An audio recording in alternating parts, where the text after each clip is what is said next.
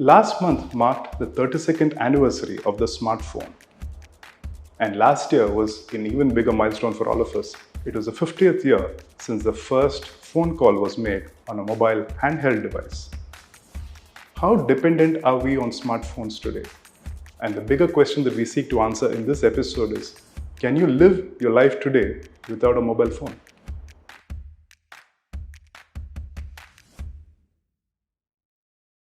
Hello and welcome back to Business Matters at the Hindu with me, K. Bharat Kumar. Before we go to the topic of the day, here are three important things you need to know from the world of business, finance, and economics. Inflation, consumer inflation, softened to 5.48% in November versus a high of 6.2% in October. This may give the RBI elbow room to act on benchmark interest rates, free up liquidity, and so on. 2. The RBI has a new governor. Sanjay Malhotra, who was Revenue Secretary, has taken over from Shaktikanta Das, whose term ended last week after 6 years at their helm. Mr. Das received a lot of positive feedback from observers on the way he steered the RBI during times such as the COVID. 3. Markets regulator SEBI is expanding the optional T+0 settlement cycle to more stocks than earlier. T+0 means that when you sell shares, the buyer gets the shares and you get your money all on the same day of the sale. Back to the topic of the day. Today, there are more phone subscriptions in the world than there are people. Back in 2022, the count was 8.6 billion phone subscriptions compared with about 7.95 billion people.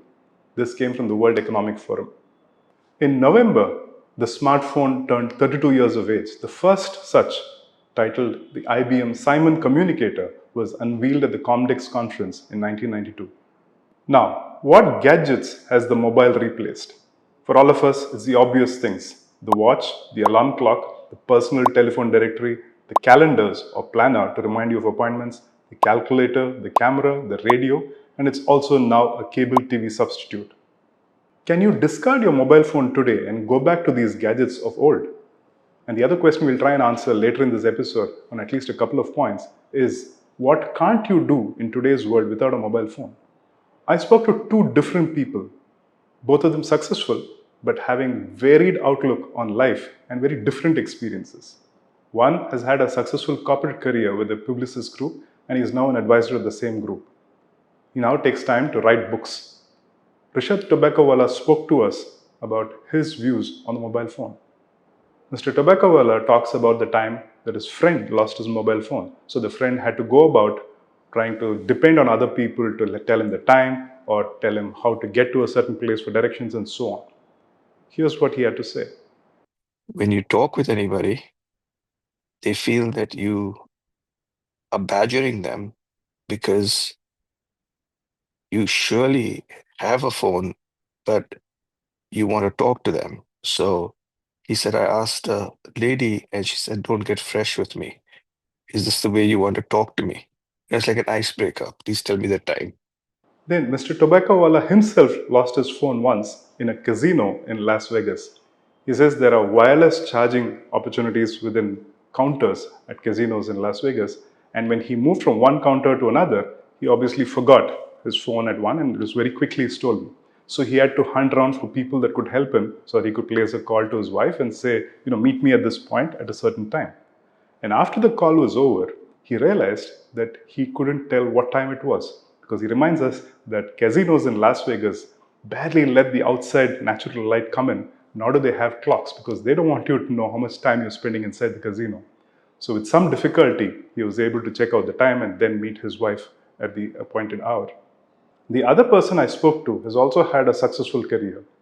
K. Sriram has the pedigree education combination of IIT and IIM in India and is now a serious agriculturalist tending to his farm and farm animals along with his wife about 100 kilometers outside of Chennai.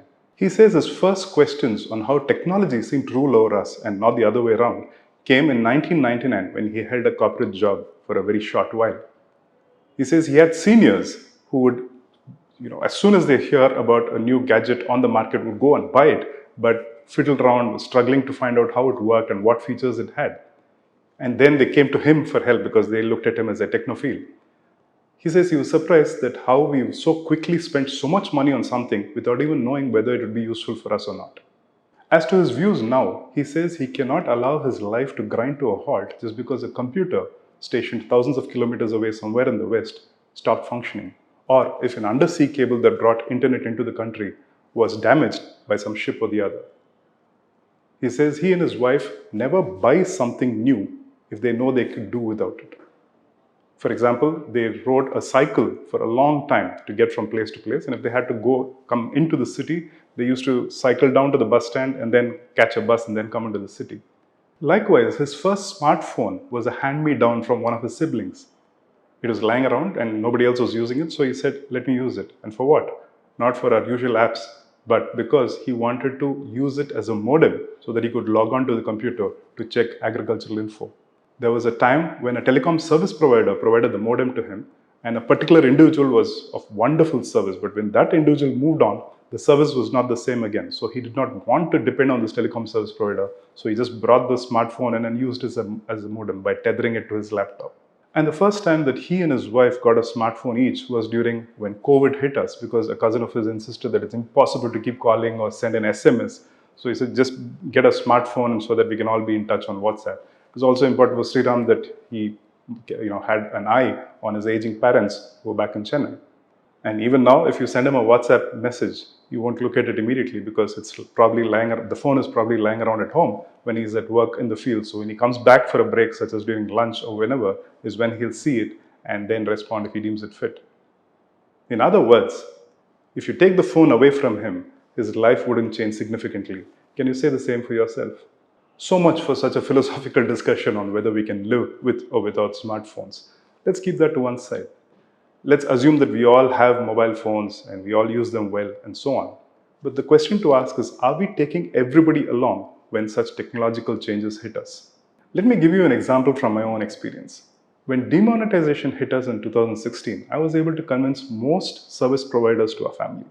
It is from the grocer to the barber to the car cleaner and so on, to convert to digital means of accepting money from us. The only person I could not convince was our house help, because she said though their family had a bank account, both she and her husband were not literate. So she felt embarrassed going into the bank, seeking someone's help for writing out the withdrawal slip and going through those transactions. She said, "I feel uncomfortable. Don't make me feel embarrassed. So just give me cash. I'm comfortable." So we honored her wish. Now, I also asked around informally. Branch manager of a local branch near my house of a large bank casually asked, can I open a bank account without a mobile phone? So, assuming I did not have a mobile phone, but I do want a bank account, can I do that? Apparently not. How about Aadhaar? For Aadhaar identification, you need a phone or at least an email account. So imagine if I'm from the lower stratum of society and I do not have access to both, which means my Aadhaar identification actually becomes a problem. I may have to depend on somebody else who has a mobile phone to do this. So I pose this question: are we taking everybody along? Are we leaving some parts of our society behind with such technological changes? I pose this question to both of our guests, to Mr. Rishabh Tobaccowala, and he says, yes, I see what you're saying, I empathize with this, but I'm also going to flip that sentence around and say that the mobile is actually setting our poor free. Listen to what he has to say.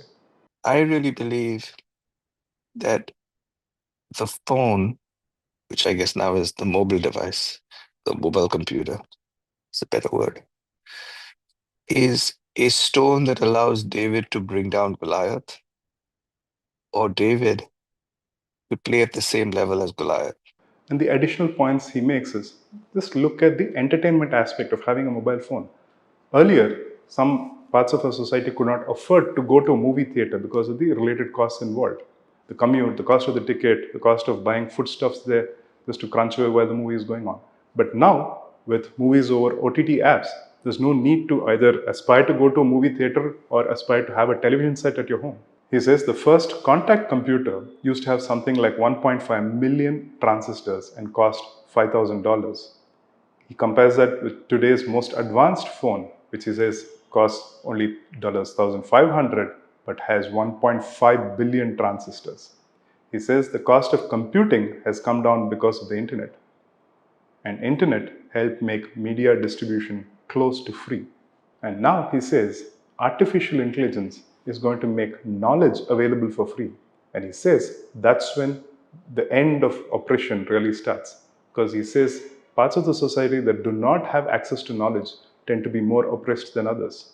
I pose the same question to my farmer friend, whether we are not leaving some parts of our society behind as we move forward. He says absolutely. And he claims that that's how most systems that work for most of the people, that's how most systems have been designed historically. Only half in jest, he says it's somewhat like democracy. It's designed by the higher class for the higher class. It wasn't meant to cover everybody. And he cites the example of three women who come to help with his farm work.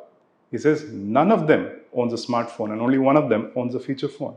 So he says you can talk a lot about number of subscriptions having exceeded the number of people in this world, but that doesn't mean anything. A family of 4 in India could well have anywhere between 6 and 10 subscriptions. That does not mean anything for the person who's not able to afford a phone or the monthly subscription rates. We'd like to end this episode with one point that Mr. Tobaccowala made very succinctly, that today's smartphones are capable of so much that the one function that you're most likely to be able to live without is the ability to receive or make calls, the very feature that the phone was originally intended to enable. And what do you think? Can you live without your mobile phone today? Let us know in the comment section below. We'd be really interested to know what you all think. And here's the nugget of information for this week. Did you know that more than 5 billion phones were discarded in 2022, contributing to the growing electronic waste problem of the globe? And that we humans are on track to doubling our e-waste overall to 100 million tons in the next 30 years? And here's the quiz question for the week. By whom was the first call from a handheld mobile device made?